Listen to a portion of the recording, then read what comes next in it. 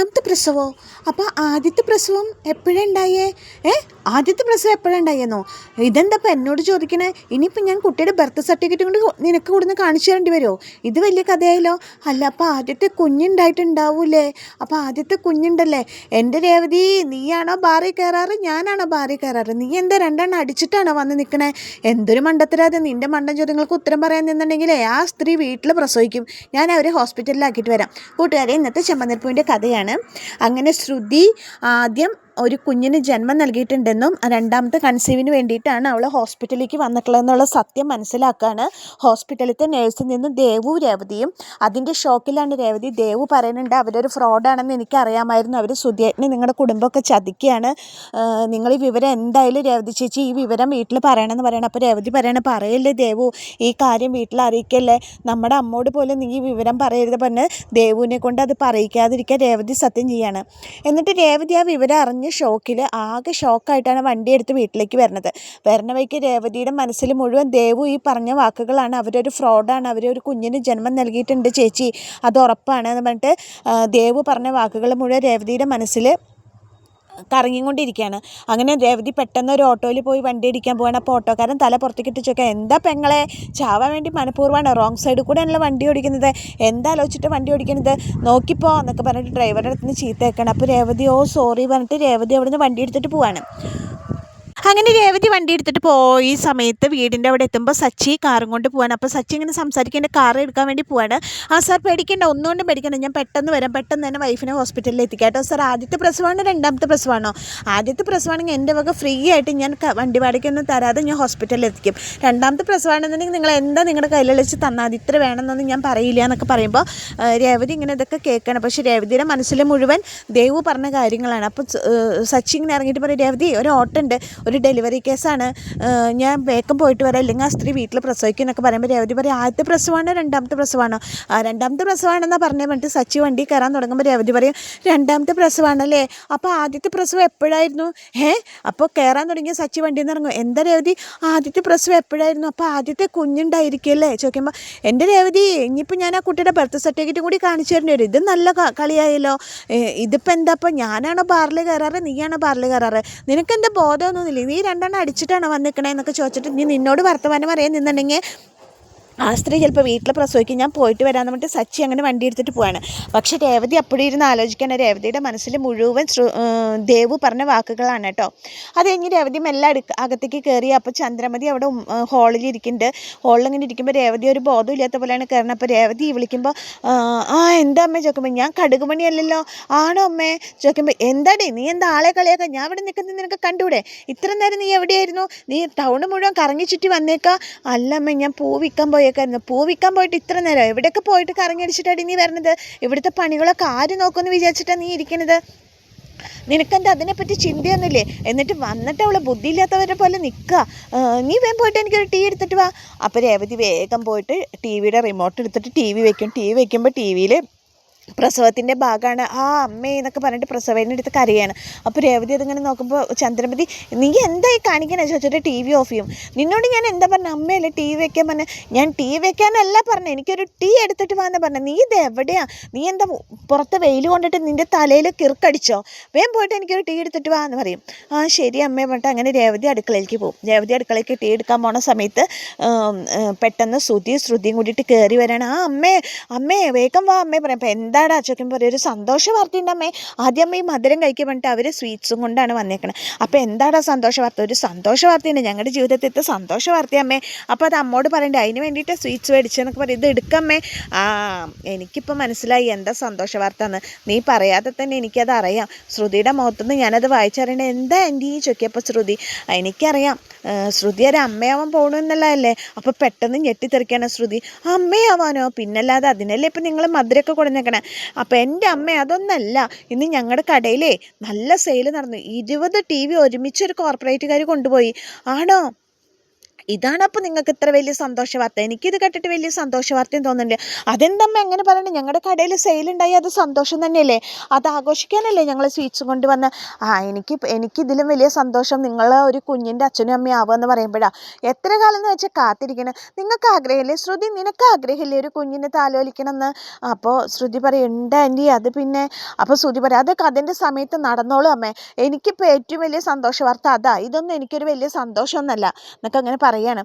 അമ്മേ, ഈ സെയിലിൽ എന്നെ രക്ഷിച്ചത് എന്താണെന്നറിയോ, എൻ്റെ ഈ കവചാണ്. പണ്ട് ഷർട്ട് കാണിച്ചു കൊടുക്കണം, ഈ ഷർട്ട് ഇട്ടതുകൊണ്ടാണ് സെയിൽ നടന്നത് എന്നാണ് സുധീയുടെ മനസ്സിലുള്ള അന്ധവിശ്വാസം. അപ്പോൾ ശ്രുതി പറയാണ്, ദേ നിൻ്റെ ഈ കവചുണ്ടല്ലോ, ഇനി ഇമ്മാതിരി വർത്തമാനം പറഞ്ഞാൽ നീ എൻ്റെ കയ്യിൽ നിന്ന് മേടിക്കും ശ്രുതി പറഞ്ഞിട്ട് ചന്ദ്രമതി ശ്രുതിനെ ചീത്ത പറയണം. ഈ സമയത്താണ് നമ്മുടെ രേവതി ചായയും കൊണ്ട് വരുന്നത്. രേവതി പെട്ടെന്ന് ശ്രുതിനെ കാണുമ്പോൾ ഞെട്ടി ഇങ്ങനെ നോക്കണം. അപ്പോൾ ശ്രുതി വിചാരിക്കണം മനസ്സിൽ, എന്താ ഇവളെ എന്നെ കാണുമ്പോൾ ഇങ്ങനെ നോക്കണം, വല്ലാത്ത നോട്ടാണല്ലോ നോക്കണം എന്നിങ്ങനെ വിചാരിക്കണം.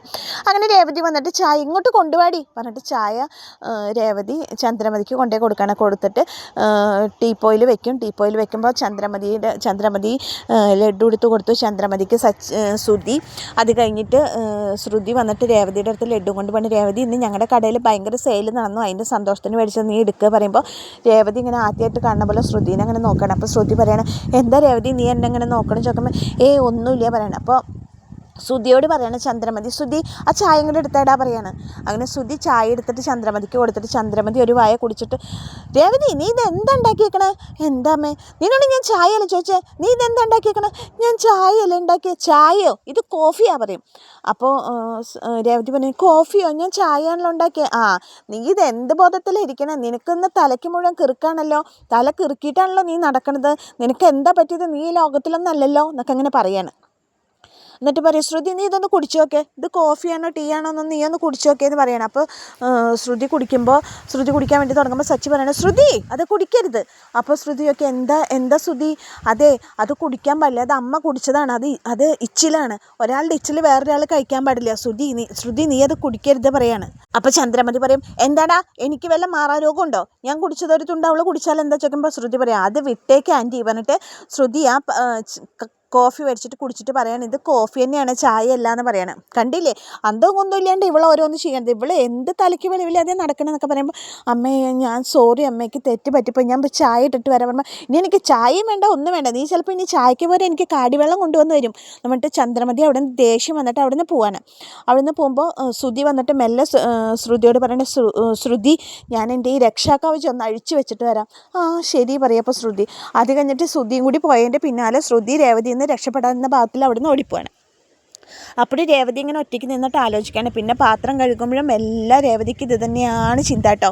അപ്പോൾ രേവതി എന്തോ ഒരു സ്വപ്നലോകത്ത് നടക്കണ പോലെയാണ് നടക്കുന്നത്. രേവതിയുടെ മനസ്സിന് അത്രയും വലിയൊരു ഷോക്കാണ് ആ സത്യം. അത് കഴിഞ്ഞിട്ട് ശ്രീകാന്തും വർഷയും കൂടിയിട്ട് കയറി വരികയാണ്. രേവതി അച്ചി എന്ന് പറഞ്ഞിട്ട് കയറി വരികയാണ്. അപ്പോൾ രവീന്ദ്രൻ പറഞ്ഞിട്ട് ചോദിക്കുക, എന്താടാ കടന്ന് ഭയങ്കര സന്തോഷത്തിലാണ്? ഞങ്ങളൊന്നും ഭയങ്കര സന്തോഷത്തിലാണ് അച്ഛൻ. അപ്പോൾ അച്ഛൻ അറിഞ്ഞില്ലേ സച്ചേട്ടനെ പറ്റിയിട്ടുള്ള കാര്യം? അപ്പോൾ രേവതിയൊക്കെ വരികയാണ് ഹാളിലേക്ക്. എന്ത് പറ്റി സച്ചേട്ടനൊക്കെ? അപ്പോൾ അറിഞ്ഞില്ലേ ചോദിക്കുമ്പോൾ, എന്താ ചോദിക്കുമ്പോൾ, അവനടിച്ച് വിറ്റായി വല്ല ബാറിലും വീണുണ്ടാവും, അതായിരിക്കും ഇപ്പോൾ ഇത്ര വലിയ കാര്യം പറയുമ്പോൾ രവീന്ദ്രൻ പറഞ്ഞു, ചന്ദ്രേ വിവരം അറിയാതെ നീ അപ്പോഴത്തേക്ക് ഊഹിക്കാൻ നിൽക്കരുത്, എന്താ വിവരം നിനക്കറിയില്ലല്ലോ, അപ്പം നീ അതിനെപ്പറ്റി സംസാരിക്കാതിരിക്കുക കേട്ടല്ലോ, എന്താ കാര്യം എന്ന് പറയട്ടെ, എന്താ ശ്രീകാന്ത് നീ കാര്യം പറയടാ പറയുമ്പോൾ അച്ഛാ വിളിക്കും. ആരാന്നറിയോ, നമ്മുടെ പൂമുഖത്ത് നിന്ന് കഴുത്തിലൊരു വലിയ പൂമാലയും കയ്യിലൊരു സ്വീറ്റ്സിൻ്റെ പാക്കറ്റായിട്ട് കയറി വരികയാണ് നമ്മുടെ സച്ചി. അപ്പോൾ സച്ചിനെ കാണുമ്പോൾ ഇതെന്താ ഈ കോലം? രേവതി കൊണ്ട് ചോദിക്കും, സച്ചിയേട്ടാ ഇതെന്താ ഇങ്ങനെ ഒരു വേഷം? അതൊക്കെ ഉണ്ടച്ചാ, അതൊക്കെ ഒരു വലിയ കഥയാണ്, നീ വാ എന്നാൽ സ്വീറ്റ്സ് കഴിക്കുക എന്നൊക്കെ പറഞ്ഞിട്ട് രേവതിക്ക് സ്വീറ്റ്സ് കൊടുക്കുകയാണ് സച്ചി. അപ്പോൾ വർഷ ശ്രീകാന്ത് പറയും, ഞങ്ങൾക്കറിയാം എന്താ കാര്യം എന്ന്. നിങ്ങളെങ്ങനെ അത് അറിഞ്ഞു ചോദിക്കാൻ? അപ്പോൾ സച്ചി. അപ്പോൾ വർഷ പറയും, സോഷ്യൽ മീഡിയയിലൊക്കെ ഇപ്പോൾ വൈറലല്ലേ നമ്മുടെ സച്ചിയേട്ടൻ, അവിടെ സച്ചിയേട്ടൻ ഇപ്പോൾ ആരാന്ന വിചാരം എന്നൊക്കെ പറയും. അപ്പോൾ ചന്ദ്ര പറയും, കുടിച്ചിട്ട് ലക്കാനും ഇല്ലാണ്ട് എവിടെയെങ്കിലും എന്തെങ്കിലുമൊക്കെ ചെയ്തതിൻ്റെ വൈറലാവും, അല്ലാണ്ട് വേറൊന്നും വൈറലാവില്ലല്ലോ. അപ്പോൾ രവീന്ദ്രൻ പറയും, ചന്ദ്രേ നീ എപ്പോഴും അവനെങ്ങനെ എന്തിനാ കുറ്റപ്പെടുത്തുന്ന, കാര്യം എന്താണെന്ന് അറിയട്ടെ.